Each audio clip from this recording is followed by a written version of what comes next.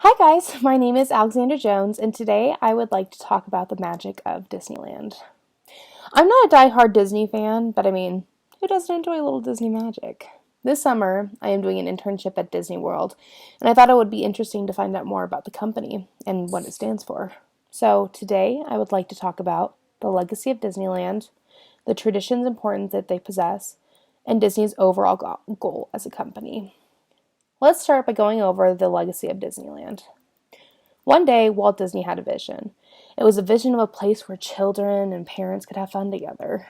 The more Walt dreamed of the magical park, the more imaginative and elaborate it became. Location was a top priority. The property would have to be within the Los Angeles metropolitan area and accessible by freeway. Although Disneyland was expensive, Walt once said, "I can never convince the financiers that Disneyland was feasible because the dreams offered too little collateral." So Walt turned to television for the financial support. Walt Disney's Disneyland television series offered a glimpse into the future project. This brought the idea of Disneyland into a reality for Walt and the American people. Construction for Disneyland began on July 21st, 1954, a meager 12 months before the park was scheduled to open. From that day forward, Walt Disney's life would never be the same. When the real designing came around, Walt was met with the inevitable questions. How do you make believable wild animals that aren't real? How do you make a Mississippi paddle ship? How do you go about building a huge castle in the middle of Anaheim, California? So, Walt Disney looked to his movie staff for the answers. The design of Disneyland was something never done before. There would be five uniquely different lands. Walt had planned out all the lands in every detail. Main Street, USA was going to be at the very front of the park, and this is where Walt wanted to relive the typical turn of the century city Main Street. He said, "For those of us that remember the carefree time it recreates, Main Street will bring back happy memories. For young visitors, it's an adventure in turning back the calendar of the days of grandfather's youth." Fantasyland was created with the goal to make dreams come true, from the lyrics of When You Wish Upon a Star. Walt said, "What youngster had not dreamed of flying with Peter Pan over moonlit London or tumbling into Alice's nonsense wonderland?" In Fantasyland, these classic stories of everyone's youth have become realities for youngsters of all ages to participate in. Fantasyland would feature a large Sleeping Beauty castle and a fantasy village. Tomorrowland was created to look like the marvels of the future. Walt said, Tomorrow can be a wonderful age. Our scientists today are opening the doors of the space adventure achievements that will benefit our children for generations to come. The Tomorrowland attractions have been designed to give you an opportunity to participate in ventures that are a living blueprint of our future." Walt had also planned for an exotic tropical place in a far-off region of the world called Adventureland. Walt said, "To create a land that would make this dream a reality, we pictured ourselves far from civilization, on the remote jungles of Asia and Africa." Frontierland was made to relive the pioneer days on the American frontier. Walt Disney said, "All of us have a cause to be proud of our country's history, shaped by the pioneering spirit of our forefathers. Our adventures are designed to give you the feeling of having lived, even for a short while, during our country's pioneer days." Bit by bit, Disneyland got ready for the opening day. The staff worked around the clock to get ready. Finally, everything seemed to come together, and this magical little park was a $17 million magic kingdom. Walt Disney's dream had come true, and Disneyland was ready to open. Walt Disney was 53 when he dedicated the Disneyland park. It was a memorable ceremony. There, in Town Square, Walt looked around to see the fulfillment of his hopes, dreams, and ambitions in form of a spectacular entertainment kingdom.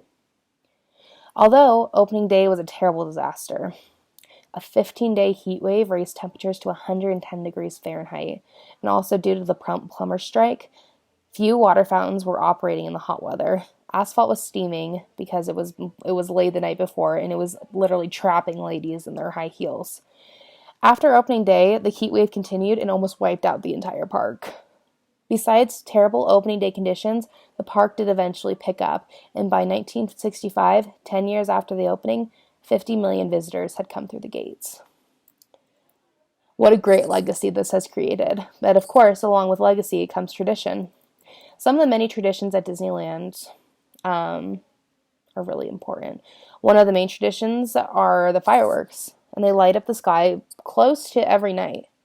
Did you know Disneyland has offered a fireworks show every year since 1956? When the show originally began, firework fuses were hand-lit. However, by the 1960s, an electronic system launched the shells, and shortly thereafter, the popular entertainment spectacles were carefully synchronized to music too. By the time the year 2000 arrived, Disneyland fireworks had become far more elaborate, featuring both Tinkerbell and Dumbo flying high overhead. The reason why they do fireworks every night is because they're Walt Disney's favorite. So they do it every night as a tribute to Walt and to say goodnight to the guests and sending them off with an endearing sign of love. Some of you may wonder where the "see you real soon" has come from. Well, Walt Disney didn't believe in saying goodbye to people forever, and thus the iconic saying was born. And if you've ever been to Disney World or Disneyland, then you wonder why the employees, they're not allowed to point with one finger. You always have to point with two fingers like this. You're going this way, for example. So they're not allowed to point with one finger. They're allowed to use open palm or two fingers, because pointing with one finger is considered rude in some cultures, and two fingers are always usually seen the one. And this is actually a secret, a Disney secret, is because Walt was a smoker, and so he'd always have two fingers right here. So when I would ask him directions, he would always have to point with two fingers, and the tradition was born. Another Walt-inspired Disney secret is that if you ever go to Disneyland, there is a light above the firehouse that they always keep on. And this is because Walt Disney used to live up there in this apartment where he used to stay in. The reasons why dreams come true is because Walt Disney's overall goal as a company. Walt Disney once said, "You can dream, create, and design and build the most wonderful place in the world, but it requires people to make a dream a reality." Walt Disney believed the happiness begins with the people working. I mean, it doesn't matter if the place is great if the people who you're working with don't offer an excellent experience. But overall, Disney's main goal is to bring happiness to all ages.